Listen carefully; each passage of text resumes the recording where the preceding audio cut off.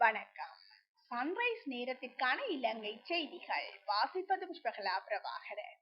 விமான நிலையத்தில் கைது.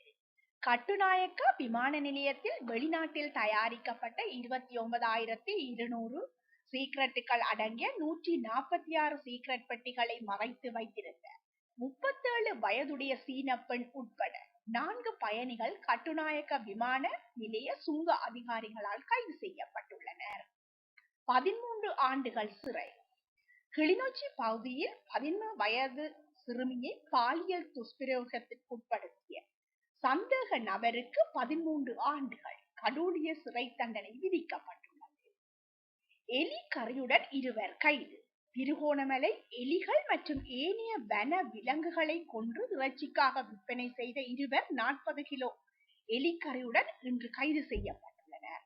கந்தளாய் நீர்த்தேக்க பகுதியில் உள்ள வன விலங்குகளை நீண்ட காலமாக சுட்டுக் கொண்டு இறைச்சிக்காக விற்பனை செய்ததாக கிடைத்த தகவலின் பேரில் சிகிரியாவை சேர்ந்த வன விலங்கு அதிகாரிகள் குழு ஒன்று கந்தளாய் நீர்த்தேக்கத்திற்கு முன்பாக ரோந்து நடவடிக்கையில் ஈடுபட்ட போதே குறித்த 2 கைது செய்யப்பட்டுள்ளதாக தெரிய வந்துள்ளது.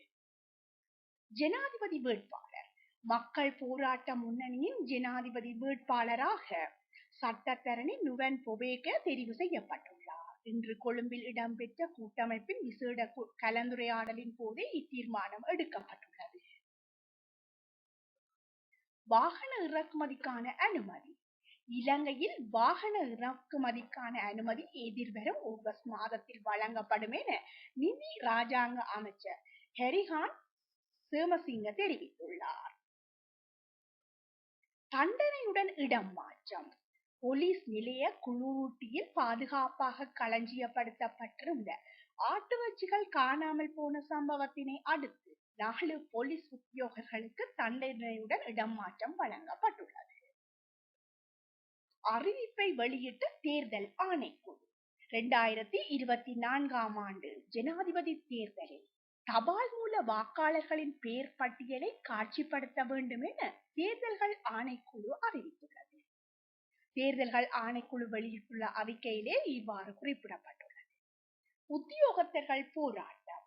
வவுனியா பம்பைமடு பகுதியில் கடந்த 25ஆம் தேதி அஸ்வெஸ்ம திட்டத்திற்கான பெயர் பதிவுகள் இடம்பெற்றுக் கொண்டிருந்த போது அங்கு வருகை தந்த ஒருவர் அபிவிருத்தி உத்தியோகத்தர் மீது விளைச்சுத்தனமான தாக்குதலை நடத்தியமைக்கு கண்டனம் தெரிவித்து வவுனியா பிரதேச செயலக உத்தியோகத்தர்கள் இன்று போராட்டம் ஒன்றை முன்னெடுத்துள்ளனர்.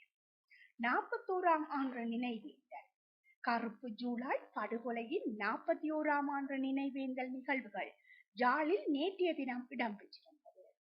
யாழ்ப்பாணம் தந்தை செல்வா கலையரங்க மண்டபத்தில் நடைபெற்ற நினைவேந்தல் நிகழ்வில் 1983ஆம் ஆண்டு ஜூலை படுகொலை செய்யப்பட்டவர்கள் மற்றும் வெலிக்கடை சிறையில் படுகொலை செய்யப்பட்ட 53 அரசியல் கைதிகள் உள்ளிட்ட அனைவரையும் நினைவுகூர்ந்து சுடரேற்றி அஞ்சலி செலுத்தப்பட்டமை குறிப்பிடத்தக்கது.